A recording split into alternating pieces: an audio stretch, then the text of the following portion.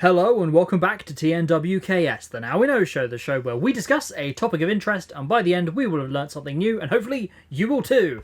I'm Zak. And I'm Buzz. And yes, we're back in the Tower Studio once actually, again. The sun, I think the sun's come out outside because it's getting quite warm in here at the moment. Yes. Because we are both sitting here wearing our countryman hats. If you hadn't noticed, if you're watching on YouTube. I'll describe to those listening, we've got our big felt sort of Jacobean wide brim floppy hats with, may I say, very nice large cockades of feathers on them. A cockade of feathers. A cockade of feathers. And the reason we're wearing these hats is because it's time for us to throw our hats into the ring. Because this week we're talking about the Cotswold Olimpick Games. Ooh, exciting stuff.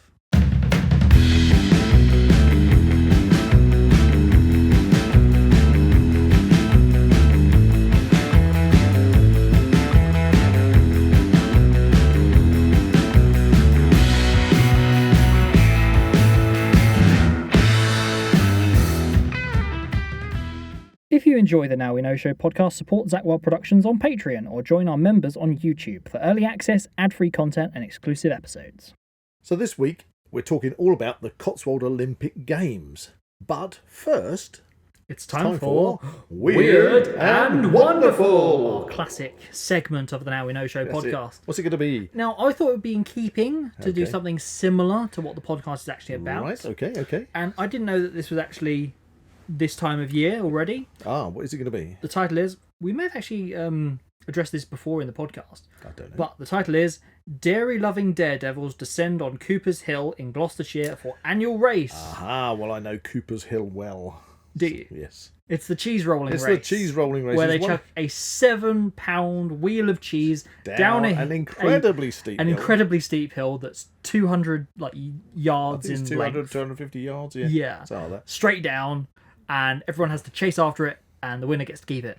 Yeah, I think there's one lady who's won it kind of like 3 times in a row. It was about 6. Was it 6? I know she dislocated her shoulder. Several times, yeah. Yeah, because it's that time of the year where these wacky kind of British traditional English sports, you know, we talk about the UK, but of course the UK is made up of England, Scotland, Northern Ireland and Wales, and we all have different regional sports, you know, whether it be the Highland Games in Scotland, whether it be the Irish stick fighting in Ireland, Cornish wrestling down in Cornwall, and of course in the UK, in England itself, we have all sorts of different regional games, from backhold wrestling, catch-as-catch-can wrestling, bog snorkeling, which I know has been we did address before. that. That was that must have been a while ago when we all sorts of barrel rollings and all sorts of weird stuff, and of course the cheese rolling at Cooper's Hill, and that is a weird and wonderful kind of story. That such a tradition has persisted for so long, and that in this day and age of health and safety, that people are still willing to put their health and well-being, let's say, on the line and charge down that hill for a wheel of cheese. It's like completely normal. Yeah, it is treated as being completely normal. I think you've got the people that consider it to be completely normal who participate, and then the people who think this is completely mad come to watch. Yes, probably what it's divided up into. And that's kind of a bit like the Cotswold Olimpic Games. Now, I mentioned we were going to throw our hats into the ring. Are we actually going to do that, or are we going to keep them on? No, I'm going to take my hat off because, to be honest, I'm getting a really hot head. Okay, so I'm going to throw my hat into the ring. I'm going to drop it down on the studio floor. Ooh. Oh, that's better. Now I've taken the hat off. But that's an old English saying, to throw your hat into the ring. And I'll come back to that. But let's first of all talk about the Cotswold Olimpick Games. Yes, that's what we're going to talk about. So, listeners, viewers, you might have heard of them. You may have even visited Chipping Camden and gone to the Cotswold Olimpick Games. But if you haven't, that's where we're going to learn some stuff today, all about it. Now, the Cotswold Olimpic Games is the first time the term Olympic Games was used since it was used back in ancient Greece. That's interesting. You see, so but it's spelt with like a K, isn't it? It's spelt Olimpick. Whereas now it's like ends in a C. Yeah, with a Y. Yeah. That's it. So it's Olympik. Olympic. Wow. We should go on, was it Countdown? No, not really. Anyway, because it's spelt in a kind of old English way. But the thing was, so it's the first time that the term Olympic Games was revived since the original Olympic Games back in ancient Greece. Yeah. And there's a reason for that. So you're talking about time. So we've just Queen Elizabeth was on the throne, and then she passed away at the beginning of the 1600s. And a chap called Robert Dover, who was born in Norfolk, and grew up and became a lawyer, and then he moved down to the Cotswolds to somewhere called Saintbury, which is near Chippen Camden. Now, at the time, so we're talking around, say the beginning of the 1600s, you still had obviously you had a lot of people who celebrated very well-established old sort of Saint Day country revels and fetes. Yeah. But unfortunately, you also had the Puritan movement, which were trying to clamp down on people having fun, that it was wicked and evil. And also there was I always remember the horrible histories, things, and that. It's like, yes, let's just eat onions I always remember the Blackadder episode where his aunt comes to visit aunt and uncle. Oh yeah, with the crosses on their shoulders. Crosses on the shoulders, crosses on their hats. It's wicked boy, And so anyway, so you got the Puritans trying to shut everything down, because a lot of these things were obviously based on Catholic saint days, and the Catholics were oppressed in England. And so what Robert Dover did was, when he moved down to the Cotswolds, there was probably a already well established country revel that was happening there at the time. Possibly was getting the wrong kind of attention because of that. So he took it over and changed the name to the Cotswold Olimpick Games to give it a kind of like a new, fresh revamp, if you like, to make it acceptable, rather than calling it maybe whatever Saints' Day it was. To make it more acceptable, to kind of take a step to the side, away from any connection to it being a religious thing. And he also wanted to make it really inclusive, so to make it inclusive for both the gentry and the common folk, so everybody could enjoy it, everybody could come together. And this was in the time of King James. Now, so because at that time, up until then, there wasn't really what you would say established sort of people who, like we accept these days. You might have watched on TV things like Time Team, etc., where people are really interested in history and archaeology and things, and that really wasn't a thing, especially when it came to ancient history.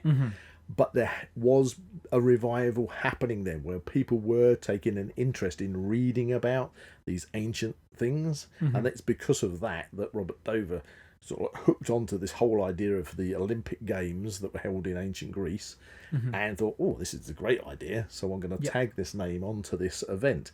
And this event is held up on a hill above Chippen Camden, which has now become known as Dover's Hill. Quite rightly so.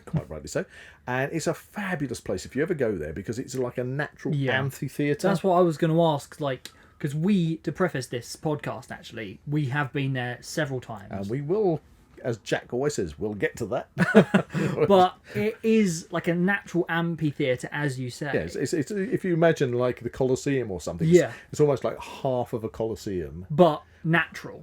So a hill. Wonderful bank that everybody sits on, in like tiered seating, if you like. But not no seating, you just sit on the grass. Again, it's pretty steep. It is steep, and then you have that wonderful then flat area where the games are played out. Yeah. But from the vantage point on top of the hill, you could see out all the way across the Cotswolds there. Yeah, it's great view. It's probably comes through the topography, I'm assuming, by anybody listening or watching this can put me right on this. I'm assuming what it was is probably maybe during the last ice age, that the glaciers, the glacial sheets pushed the hills up, and as the sheets of ice retreated, they left all that flat land that you can see out off the top of the hill, and what you're standing on is kind of like what the front edge of what was shunted up. No, that's really cool because I never really considered the Ice that. Age. It's the same like at Dunstable Downs over in is Dunstable Downs Hertfordshire or Bedfordshire? I'm not Bedfordshire. Sure. It's Bedfordshire. And so yeah, if you go up on Dunstable Downs again, you below Dunstable Downs, you can just see for miles because that's where the sheets of ice are just ploughed the land flat. And then it came up against the Chilterns. Yeah. So I have a question. Yeah. Anyway, sorry. Obviously, Davis Hill. Okay. Has this event always been held there? Well, it first started by, I mean, we don't know the exact date, but Robert Dover, as I say, was born in around 1575 to 1582 in Norfolk, and then when he took over the games, it was about 1612. So 1612 has become the date that is generally recognised as being the first date of as what we call now the Cotswold Olimpick Games. Right. And hence, if we jump forward 400 years, in 2012 we had the Olympic Games in London. So it was the UK Olympic Games were held in London, and that was also coincided with the 400th anniversary of the Cotswold Olimpick Games, which was the first original English Olympic Games. Now that is really cool. Do you reckon that was kind of like a decision that was like actually made to make it so it coincided, or is it just happenstantial? I think that perhaps that was part of because every country that goes to asked to be nominated to do the next Olympic Games, they put in their what would you call application? It? Maybe call it application. Yeah, and then they probably say you have to explain why they feel they should hold it, how they're going to hold it, that they've got all the things in place, and that probably played a part in the UK's application for the Olympic Games. For want of a better word, anyway. Yeah, for want of a better word. So yeah, it may well be the case, but that's fortuitous that in 2012, the 400th anniversary of the Cotswold Olympic Games, we also had the UK had the Olympic Games held in London. So obviously we're going back to like the 1500s here, like 1600s when he took it over. Okay, so has it been held every year since, or was it like a revived? No, simple answer was no. So what happened was Robert Dover took it over, or not took it over, but established it, and it became a wonderful revel. It became King James knew about it, and I think Robert Dover also kind of wanted to feel like it had the patronage of the crown, because I think at somewhere around 1630, Robert Dover was given a set of clothes that belonged to King James. Okay. And so I'll pick up a picture in a minute for those viewing, and I'll describe it. But he used to then wear the clothes as if he was King James on his horse, and he would open the games, and it would give it that kind of royal patronage that he was dressed as the king in the actual some of the king's clothes. That is really cool. And the other, also in this heyday of Robert Dover had a revolving castle built. What? Yeah. So, sorry, Al. What? A revolving castle? There's a picture of it. This castle that it revolved, and it had real cannons on it, and the cannons would fire and it would spin around. It's like something out of like some steampunk. I know. It's just absolutely fabulous. So you can imagine. Oh my god! This amazingly built revolving castle contraption. I need to see a picture of this with real cannons. Is there a picture of it? Yeah. With real cannons, and then Robert Dover. Oh wow. Obviously coming onto the field in his horse. Oh, not in his horse. In his horse. So, I was thinking about. It's not the Trojan War. That's what the Trojan War. So he's riding his big charger onto the field, dressed as a king, and you can imagine the crowd there. All got all the booths up on top of the hill. Yeah. The booths would be tents. Tents is an old word for using for tents. So all the tents would be up there, and it would just be an amazing event. So talking about this picture. So what happened is it became so popular that in 1636 a book was written of poetry, and by a lot of famous poets of the time, and those poets basically were all asked to write poems about the games. Ooh, okay. I didn't know this. For this to be like a kind of to popularise the games and to kind of kind of gives it a bit of a legacy. Persuade people who read this to come and see the games. Good advertising, yeah. So and that was called the Annalia de Berenzia. Annalia de Berenzia, which meant the Annals of Dover. Okay. And funny enough, ta-da! I have a copy. Yes. Now this is a copy I am really pleased that it's so hard to get hold of. This one was printed not back in the 1600s. This was actually printed in 1970. Beaver saying that it's over half a century old. Yeah. And small signs of wear. Yeah, small. Well, was this one of the books? Because obviously you're interested in a lot of old books and things. But wasn't there one where it got delivered and it was literally from like the early 1900s? Yeah. And it just got chucked over the blooming gate. I know. I do collect very old books, especially about English country sports, because it's something I've always been very interested in. It's something that I have always kind of pioneered especially to bring back the ancient noble sport of English country backswording, which we'll kind of touch upon in this podcast. That is a subject unto itself. Yeah, we'll probably do a whole one on English country backswording as a sport, but for now we can't evade talking about backswording. The father of backswording over here. Yeah. And very, very proud that I was given that honorary title. Yeah. I've even had a photo of me in an art exhibition, which was called The Father of Backswording, because to explain to the listeners, it's because I reintroduced the sport of English country backswording back to the whole of Middle England and running this tournament circuit. Dover's Hill being one of the places that would fight for one of the cups to get to the final World Championship ones, which were held at two places: Royal Sandringham Estate in Norfolk, and prior to that at the Uffington Whitehorse Show. But I'm going off the but the point is, yes, I was very honoured when people started to refer to me as the father of backswording. Still are. Yeah, I still am, even though I'm kind of a bit more retired, but I still keep my finger in the pie, so to speak. I said once in a while I'll throw my hat into the ring. We'll get back to that. Quite literally. So anyway, the point of me bringing up backswording is because this is a country sports event, Cotswold Olimpick Games, and backswording was one of the sports that was played at the games, and we'll come to that.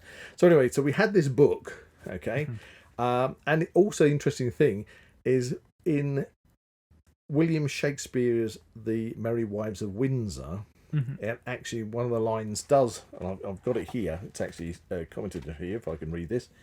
It says, here we are, it says, "How does your fallow greyhound, sir?" So there you go. "How does your fallow get me teeth in.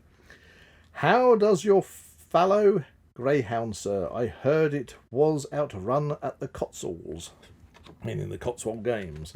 So it's an interesting point of fact that Shakespeare himself knew of the Cotswold Games and may well have even visited the Cotswold Games. Exactly. But anyway, so we have this book, which was also originally written in 1636 to promote the games.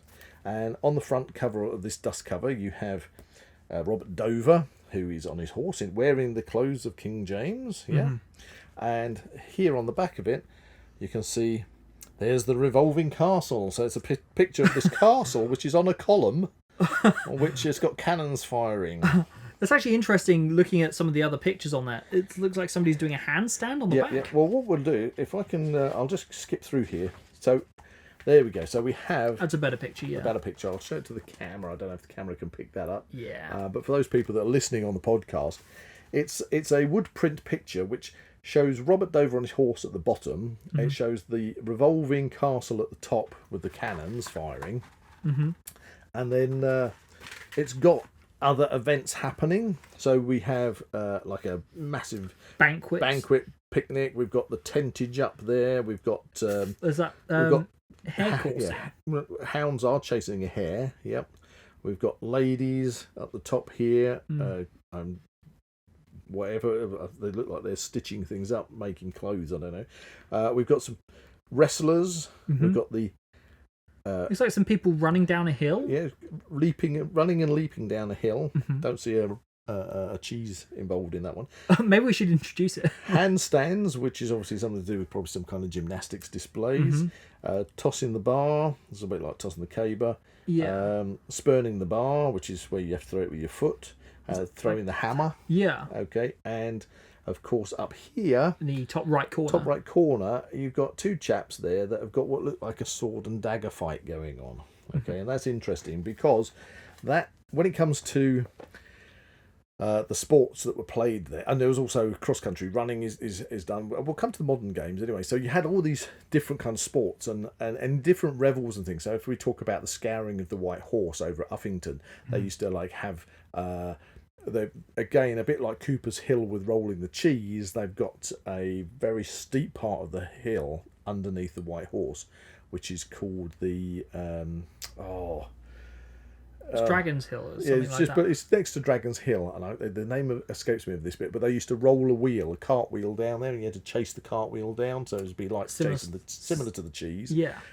They also had they'd let a pig or a piglet loose. On the hill.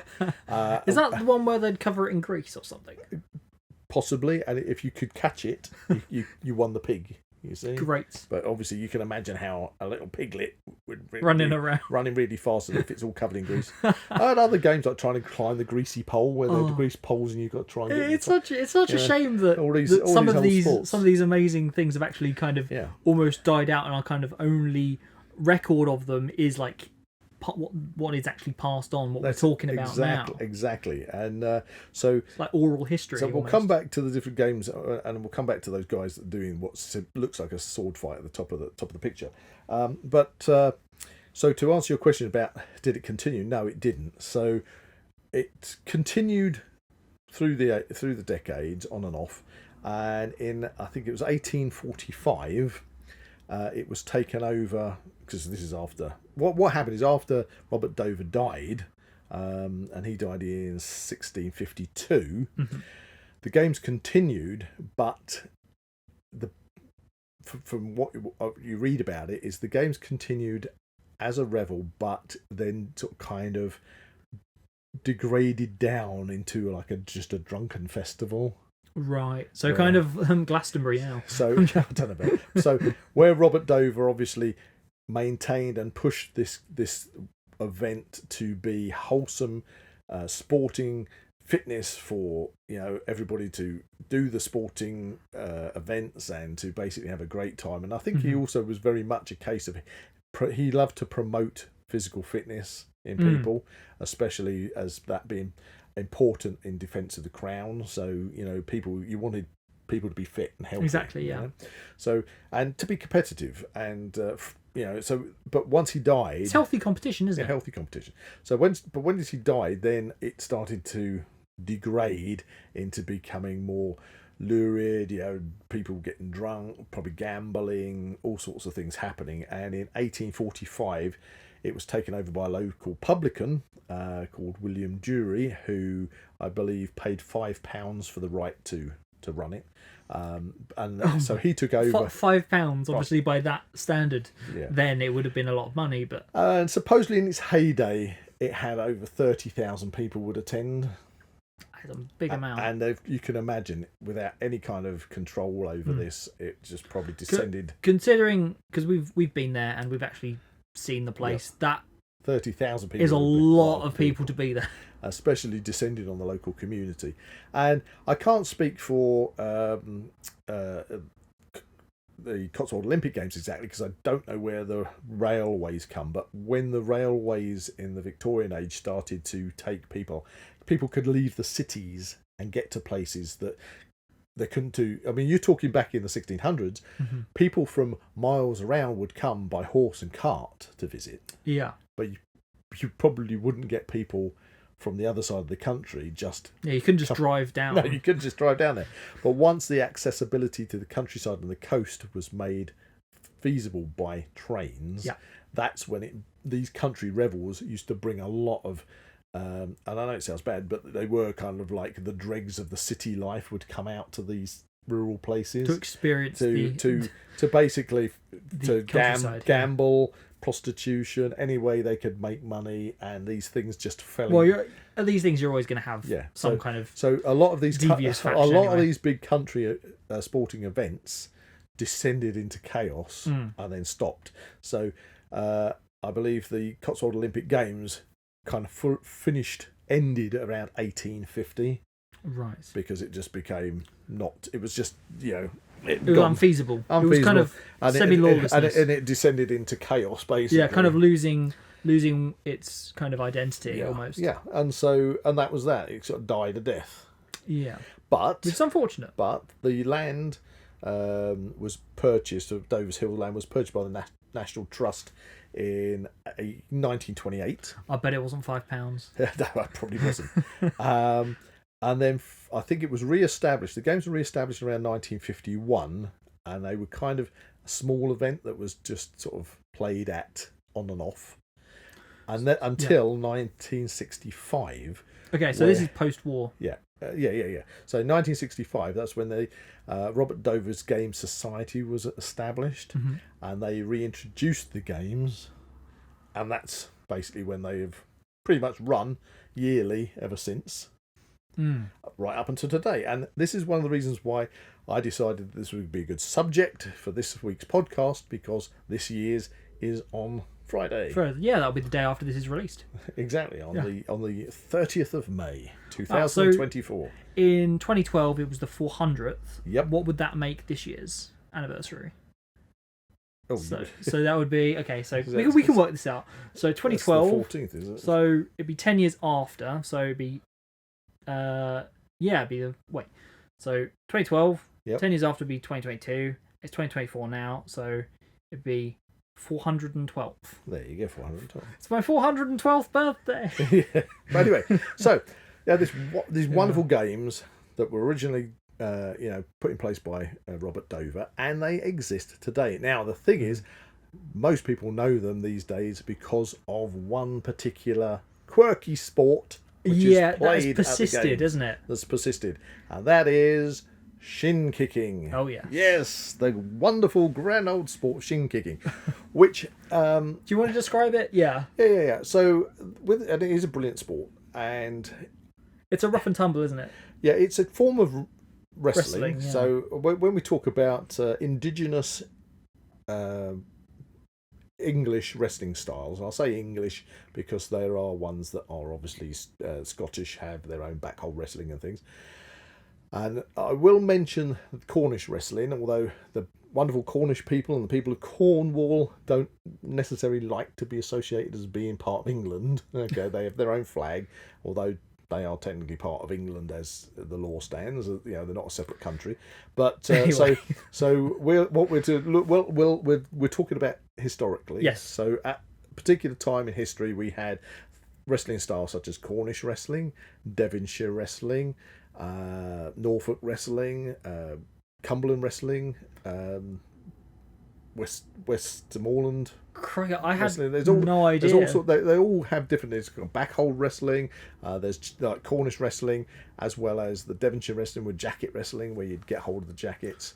That's it. Yeah, you gather up the jacket. And originally, a lot of these, they wouldn't have a specific jacket. These wrestling styles might have if you can imagine, an old-fashioned farmer's smock. So it's a bit like a tunic, but it was made of smock.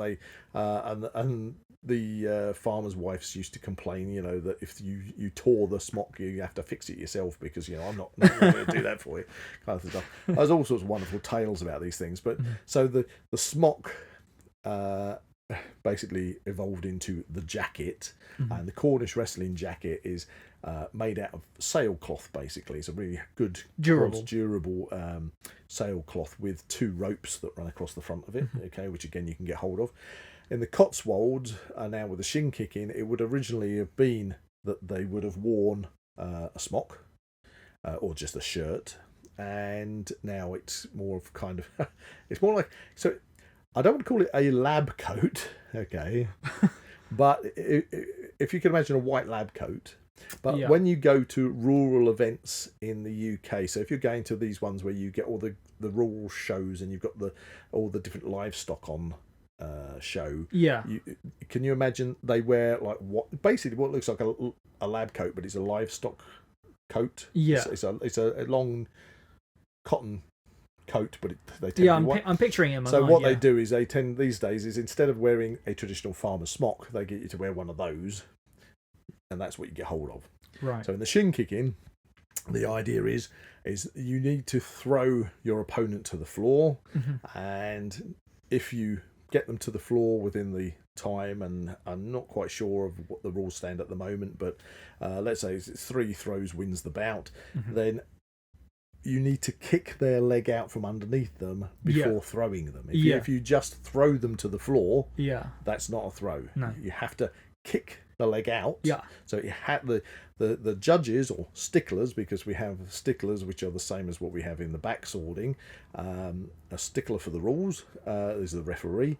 It's where we get that old terminology, a stickler for the rules, because it's the old term for a referee. Their word is final. So the sticklers would judge that a kick landed on the opponent's leg, knocking their leg out before they got thrown to the floor. Yes. So if that hopefully will describe shin kicking. And well, talking about that, you also have to, in the modern iteration of the sport, you have to stuff your your leg trousers with like straw. Okay, so if we're going to focus on the shin kicking, because that's what Dover's Hill has become famous for, it's the old terminology for shin kicking is purring. Okay, and it derives from the wrestling styles like the Devonshire wrestling, where it's a jacket hold wrestling, but kicks were allowed. But when you compare it to Cornish wrestling, no kicks. You're not allowed to kick with the feet in Cornish wrestling. You see? Right.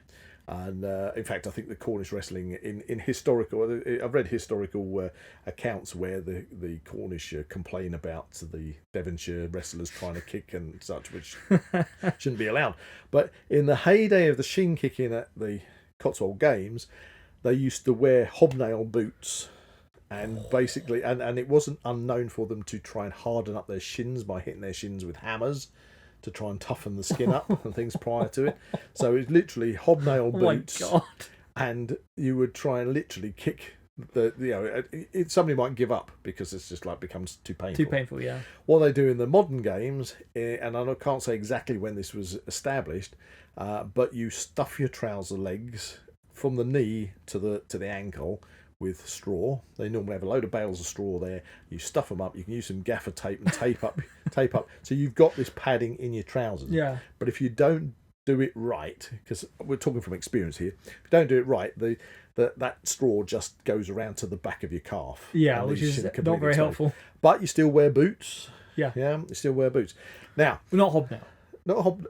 Walking boots, leather boots. I've seen people there with military boots. Pretty sure people have worn trainers before. Yeah, but that's up to them if they want to wear trainers. Yeah. But but anyway, so with that, our involvement personally with the Cotswold Olimpick Games was that I think, you see, for all my life since I was a kid, I've trained in martial arts, and I'm a fully qualified martial arts instructor. But from the late 1900, the end of last century, so we're talking about sort of 1998 onwards, I started up a club that predominantly focused on reviving English country backswording as a sport. And as that club progressed, when we got to around about 2003, that was the first time I visited the games. Interesting. And obviously the shin kicking is the main event these days. Yeah, that's what everyone knows it for. Back in the day, it was the backswording that was top of the bill. Okay, and again, coming back to the book, picture in the book. Yeah. Well, there are other things in the book, and one of the things in here, if I can find one, is there should be bill. Maybe it's near the back, but I've got pictures somewhere which is like a bill from the event which puts the backswording at the top. I'm going to rummage through my book while I'm talking. Get some ASMR in there. Yeah, So anyway, so with the Cotswold Olimpick Games, we first went there about 2003, and there was a couple of people up there that were kind of demonstrating backswording in a very basic way. Did I come along with you? No. I would have been very young at the time. You were very young at the time. Okay, so I found this bill now, and here we have. Show it to the camera, but for those people listening, it says Dover's meeting, and this was from 1819. Wow. Okay, so it's still in its heyday. And Dover's Hill, and right at the top, for 20 guineas to be played at for backsword. Hey! Okay. Excellent. And that would then followed by the wrestling and so forth, and a horse race, etc., etc. So when traditionally you fought at backswording, or wrestling, you didn't this mentions about guineas, but originally when you fought, you would fight for, and you're wearing a hat. Oh, I can demonstrate. You're wearing a hat, and I'm wearing a hat, and these hats have got a nice cockade of feathers on them. Do you like my cockade of feathers, everyone? So for those people listening, it's got like a cockade of feathers, because if you can imagine, kind of Robin Hood with a hat on, and it's got a feather sticking out the side. And the prizes used to be that. It used to be, if you won, you would win a new felt hat with a cockade of feathers, and if you came second, you would just get a hat without a cockade. So the idea, but the thing was, I love it. I love it. It's so simple. You didn't win money, so you would fight hard and you'd fight strong, and if you won, it meant that you could, when you were walking around your local community, and you've got people would see you hat with this cockade of feathers, they know you're a champion. Exactly, you know? I mean, what a wonderful thing. But as I say, as the games rolled on, with all country fetes, revels and things, they all degraded down into all about money. Yeah. Rather than the prestige of winning, it was all about the money. Anyway, so... can I throw it into the ring? You can throw it into the ring. So, yeah, when you got, whether it be the wrestlers or the backsworders or whatever, that's where you get the terminology of throwing your hat into the ring, or pugilism. You would take your hat off and everybody would throw their hat into the ring, and then the stickler would pick two hats up at random. I can't reach. And they were the ones that would fight each other to start with, and that's how it worked. Throw your hat into the ring to give it a go. Yeah? Mm-hmm. Anyway, so you have the shin kick in, and so going back to about 2004, we went up there, and there was a couple of people demonstrating backswording in a very, very basic way. And in fact, I remember it well, because they had one arena, and at one end you had a small group of people that were demonstrating their take on backswording, which was to just use a stick, a very short sort of 36-inch long stick with no protection on the hand at all. Ooh, ouch. And they had kind of like a martial arts stroke boxing foam helmet on, which they had cable tied some garden mesh over the front and sprayed it. They sprayed them white. Sounds like something out of Mad Max. Yeah, that green plastic garden mesh. Yeah. Oh. Well, the helmets they were wearing were white, and so they'd spray painted those white. And then they were trying to smack the hell out of each other with these things in a very brutal fashion. And the paint was just coming off these things and getting in their eyes and all sorts. And then at the other end, interesting enough, there was a couple of gentlemen that were showing a depiction of what's on that picture. Now, that picture showed a couple of people sort of seeming to have a sword and dagger fight. Yeah. And one of them is stepping forwards. There's motion in it. That's where I'm not going to talk in depth here, but there were 3 distinct types of country sports using stick fighting in England. Okay. One was called cudgeling, which meant that you would use a sword length wooden cudgel with a wicker or leather pot to protect the hand, and a dagger size wooden cudgel with, again, a leather pot. And that's what's represented in that picture. Yeah. And that was known as cudgeling. Mm-hmm. And then if you took the dagger one away, it would leave you with a single stick instead of double. Mm-hmm. And then that's where we have the term single stick, which was another form of play, which was called single stick fighting. And then you have backswording, using the wooden backsword, which is like you have a wooden bokken for practicing sword fighting in the Far East to replace a live blade. In England, we had a single-edged sword known as a backsword, and you would use a backswording cudgel as your training weapon, and it was those training weapons that we used for backswording. And so we went to watch that, and the following year, or possibly the year after that, so 2005, 2006, the Cotswold Games, the wonderful committee down there, they're wonderful people, always have been. I'll take my hat off to them because they're brilliant. You already have. I already have. You guys are absolutely fabulous, and you do a sterling job every year. Anyway, they contacted me and said, the person that used to do it has gone kind of like AWOL. They don't know how to contact him or anything. They knew that we did it. Can we come down and do it? Yeah. And so we did. We went down there, and we were really, really thankful of being given the opportunity to bring backswording as it should be done back to the Cotswold Olimpick Games. That historic site, yeah. To be there on that historic site, walking in the footsteps of giants, of these countrymen. It's history making. The countrymen that used to fight in the heyday.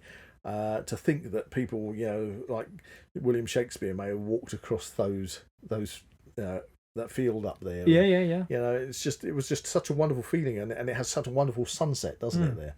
And considering if like in the future, like 100, 200 years, imagine there could be other people doing podcasts. Yep. Talking about us doing that. In fact, that is like creating a legacy, which is fantastic. So we started doing the backswording there, and that became one of our tournaments, our regional tournaments.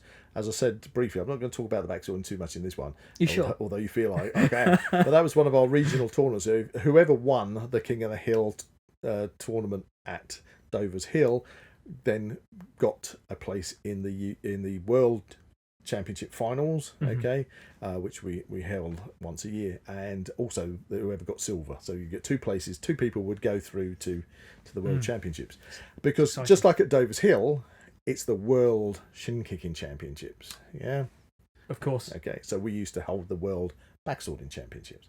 Anyway, getting back onto the shin kicking. So there we were doing the backswording, and then we decided that let's throw our hat into the ring and let's train up and go in there and do the shin kicking. And so in 2008, that's what we did.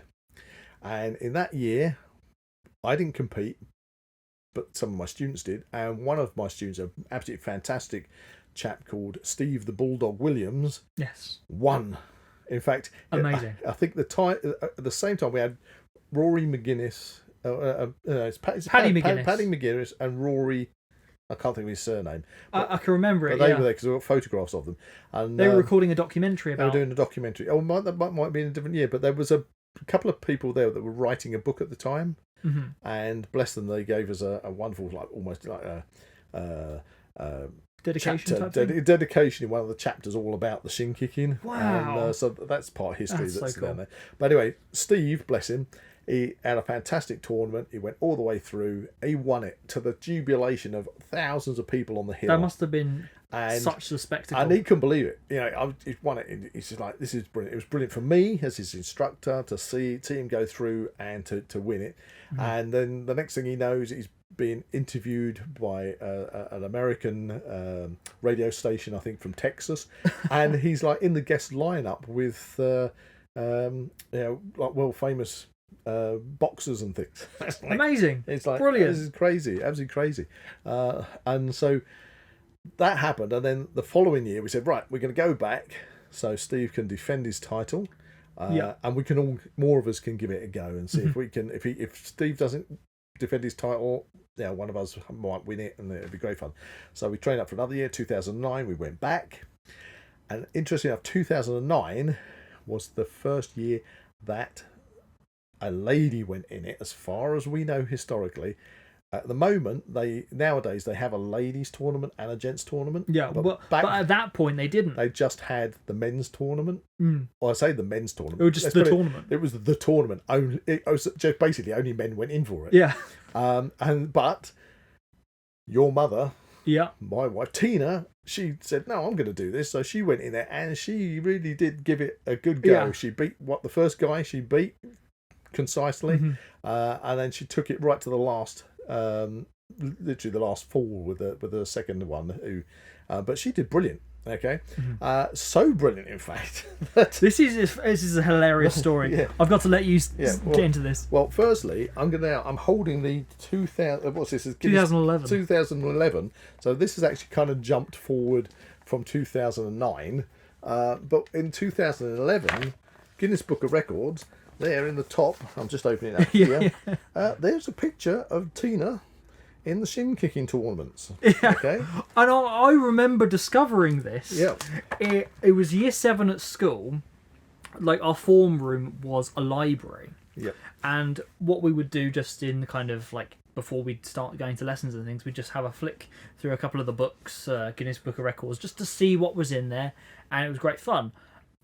But then it might have even been Jack, because he was there at that point. But we noticed this picture of the shin kicking because I'd obviously brought it up a couple of times just casually in school. So he said, "Oh, Zach, look, there's a picture of shin kicking." Yeah, and I was like, "Hang on a second. That's my mum. That's a ponytail there. That's my mum." And everyone was like, "What? What? Your mum's in the Guinness Book of Records?" Oh my god, that was awesome. So yeah, kudos. So Tina gets into the Guinness Book of Records. We find in 2011, and then it gets better. It gets better because then at some point an episode of QI. So in the UK we have a program called QI. I'm sure it's worldwide. Everybody knows about it. Google it if you haven't. It's kind of like the Now We Know Show podcast, like isn't the Now We Know Show. So you got QI. I have to do scores at the end. It's quite interesting. So QI comes on, and they got an episode called Location. Exactly.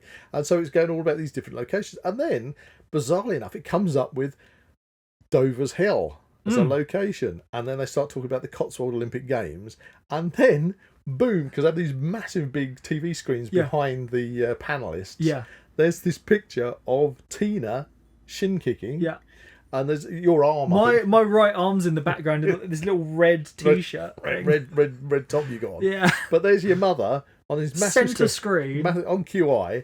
In the shin kicking, and then you got the panelists, especially there was a lady panelist, and the lady panelist is saying something along the lines of, "Yeah, well, there you go. That's proof. That's proof that men are stupid. You'd never get a woman doing that. Like, you're saying that right there. Right now, when you've got this massive 6-foot picture of a woman. And it's like, oh my god, that's hilarious. And I actually emailed QI after that. You did, didn't you? And I got a reply back saying thank you for pointing that out. The fact is, I pointed out that it was a woman that was actually shin kicking on the screen at the time. So yeah, that was fabulous. So. Yeah, total kudos to Tina for being in the Guinness Book of Records as well as getting onto QI for the shin kicking. But myself, I'm going to have to toot my trumpet. So we went back there, and unfortunately, Steve didn't win. Okay, Steve didn't win. You can't win everything. Can't win everything. But my competition didn't go quite as planned. I wonder how. Yeah. So one thing is to have a cup for winning. Yeah. But another thing is to have a Robert Dover's Games cup, which he's brandishing right now. Medal, okay. Yeah, a bit of sound effects there. Ooh. Oh, look at that! I've polished my cup and I've got my Dover's Hill medal. Look, with Robert Dover on it. Wow! Yeah, it's literally like the picture. Yeah, it's got he's on his steed with his James I clothes on. Anyway, so I got this cup and medal because I'm the first person in recorded history to actually fracture their ankle while shin kicking. Okay. Oh man, I remember this. Well, I'm right in the middle of this tournament, and I'm booting away, and my opponent's coming at me, and I got to say, okay, no disrespect to my opponent, but he was a smaller guy compared to me, and I thought, yeah, I'm gonna have this easy. This is a good one for my first warm-up bout, you know. And so I've got hold of him. I mean, because we're training every week. Of course, let's face it, we're training every week, and every week we've got like cricket pads on that we're booting the hell out of each other and getting the throws perfected and everything. And so all consideration, like the stats are in your favour at this point. At this point, and I'm thinking, right, I'm just going to let him wear himself out, get him puff. You know, he's lighter than me. I can easily throw him, so I'll let him wear himself out, and then we literally just swung around, didn't we? But my foot didn't. my foot caught, because the ground there is a bit sort of tufty with turf. We're not talking about a lovely football pitch field. Well, that was something much later. We did the backswording there, and I remember we went down into that kind of lower section of this amphitheatre that was so uneven, that ground. Yeah, that's what I mean. So it was uneven, and as we swung round, my foot didn't come with me, no. and literally my foot just snapped off. Both, ankle bones. Yeah. Ow. My foot, I just sat down and picked my leg up, and my foot is... good. I've got my trousers full of straw. Everything's bound up with gaffer tape, and I'm wearing brown walking boots at the time, and my foot is just flopping around. You couldn't write this, could you? It's just flopping around, just held on by the flesh of my ankle, and it's like, oh, I remember myself going, oh, like this, and so of course at that point I'm out the tournament. And I didn't see you continuing. I hopping around with a so then the guys are medic, because they run in like this, and they're trying to put my foot into this kind of like inflatable cast. Oh, and then he walked past and kicked my foot. Oh no! It's like something out of a sitcom. It was like, oh sorry. Yes, this should be a British sitcom. Anyway, and then I got to be honest, the committee have been wonderful for me. They have always considered me to be. They've said it themselves. You were like a VIP to us. You'd come down any time. They've been really good to us over the years, and I remember being on that stretcher, and it actually, apart from the initial kind of snap, at the time it didn't really hurt.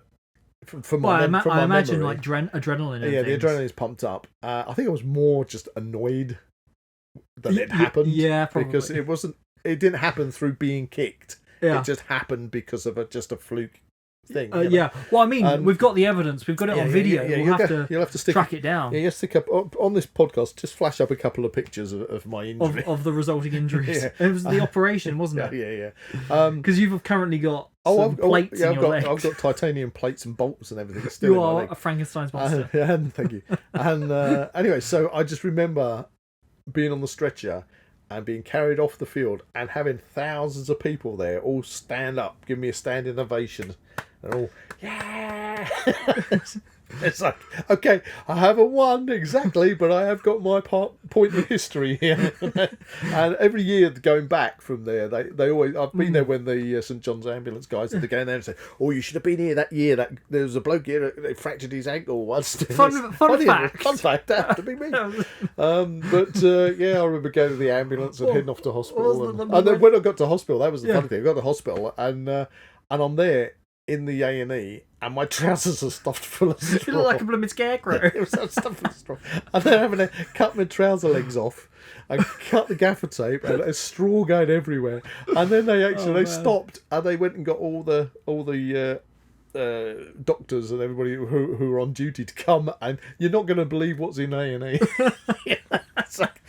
Oh, it was hilarious. Absolutely hilarious. But anyway, wasn't that around? It was one of your birthday parties. We had something organised. Oh, no, that was. It was 2009. It was Tina's 30th birthday. Was that it? And the point was, we were meant to go to a restaurant the next day and everything, and it all had to get cancelled, which was unfortunate. But there you go. Because I was stuck in a hospital over the other side of the country.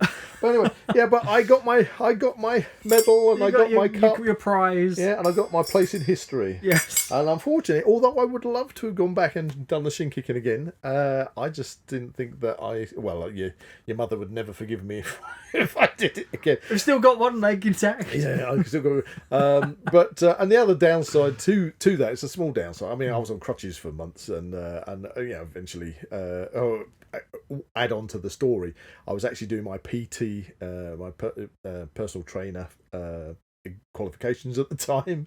I literally just qualifying. I think I had a final exam for that when I fractured. I remember, yeah. I had to take all my martial arts lessons as an instructor on crutches with my foot in a plaster. But when I went to the hospital to have the initial plaster taken off and changed, they couldn't get the plaster off, and I was sitting in the corridor, and the nurse said, "Oh, I don't know what we're going to do. We have to come back. I can't get the plaster off." And I'm looking at my watch because I had my final exam. Oh my God. I thought it was going to be a simple case of going to the hospital, having the plaster taken off, new one put on, go to the exam. But I'm sitting there, and about an hour and a half gone by, and nothing's happened. And I happen to have my Swiss Army knife in my jacket pocket, which is a legal carry. Okay, it just happened to be in my pocket at the time, and I got photographs of me where I've actually been much to the amusement of other people who were sitting there waiting in the hospital. I actually got my knife and cut the whole plaster off my leg. When the nurse came back, she was like, "Oh no, what have you done?" I said, "Can I please have the next plaster there?" I've got to get to the exam, I got to the exam, I passed, I qualified. Hey. But it was the other thing was I'd also booked in with the wonderful people down in Cornwall, Cornish wrestling event.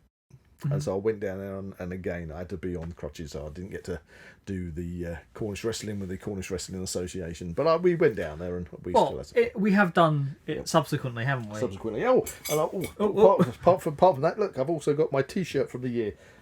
This T-shirt is the 2012 Proof 400th anniversary, and on the back it says, "Get your shins kicked out of you." It says on the back of the T-shirt. You did. Yeah, and I did. Well, one of them. Yeah, so absolutely brilliant. So what can I say? So shin kicking is the main event now over the backswording, and the backswording, unfortunately, I think that has now waned because I retired just after COVID. So we continued the backswording up until I think it was about 2018. And then I think a friend of ours took over doing the backswording there.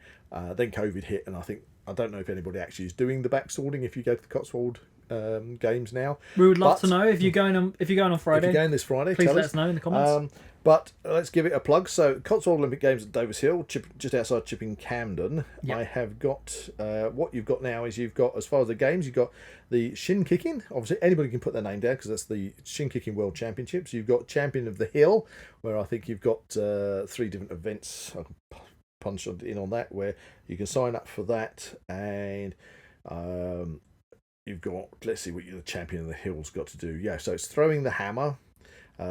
It is spurring the bar, which is a bit like, as I said earlier, caber toss, isn't it? Caber toss, and the static jump. So again, they're references to standing broad jump. Yeah, so it's references to the old picture from that book. Right. So and then you've got a team event, which is much like It's a Knockout. Okay, which is the Championship of the Hill, which is a team event, so they have to do all these kind of stuff, and then you got the good old tug of war. We did the tug of war one year as well, didn't we? Yeah, I remember that. I do. But this is it's a tug of war story. This is 6th form at school, right?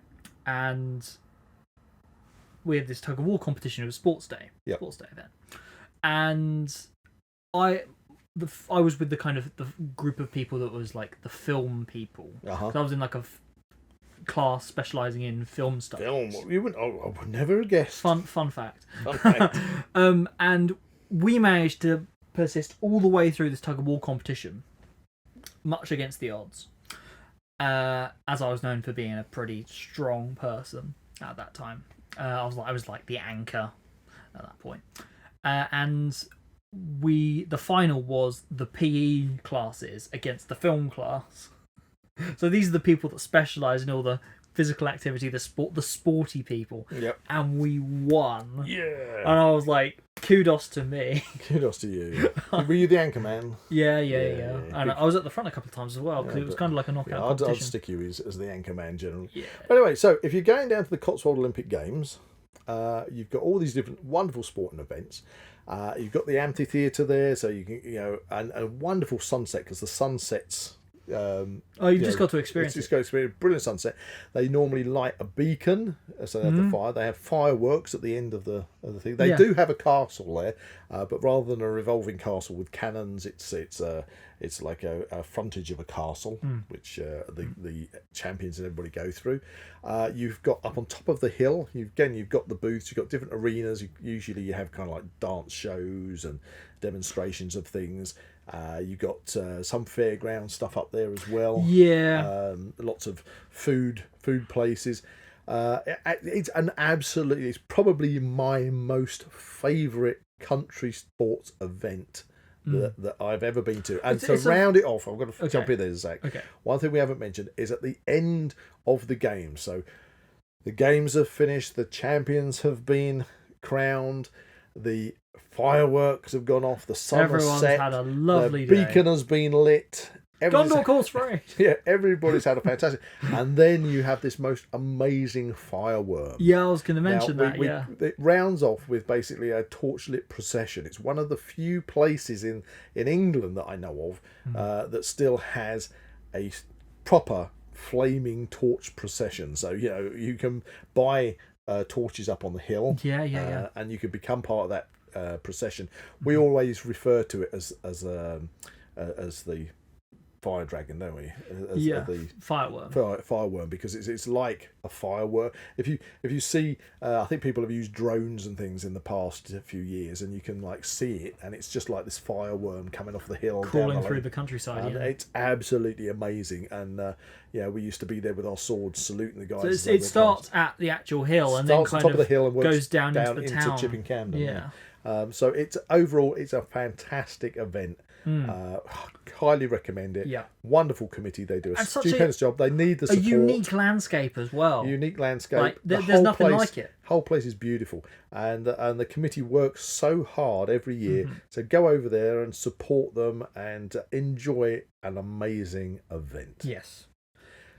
There you go. So that, hopefully, you would have learned something about the Cotswold Olimpick Games. Yeah. Yay! Do you reckon we're going to go back in a couple of years, maybe?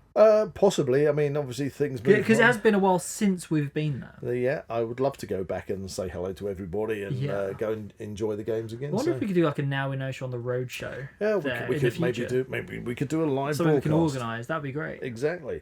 That would be super. Live commentary. We all remember the World's End podcast where we did like a live commentary of some fighting. So it'd be interesting. Wondering whether or not we could like do a commentary on the shin kicking, although it'd probably be a bit loud. So that just leaves us with one thing, doesn't it? And what's that? That is Wisdom of the Week. And I've been trying to find a Wisdom of the Week, which is kind of fitting for kind of traditional English country revels or something. Okay, like that. I'm interested to hear what you come up with. I've come up with this one. Okay, it does make sense. Okay, all right. Okay. But this one kind of takes you back to the Uffington, the Scouring of the White Horse. Ooh, okay. Where it says, "Never wrestle with a pig. You'll just end up being covered in crap, and the pig enjoys it."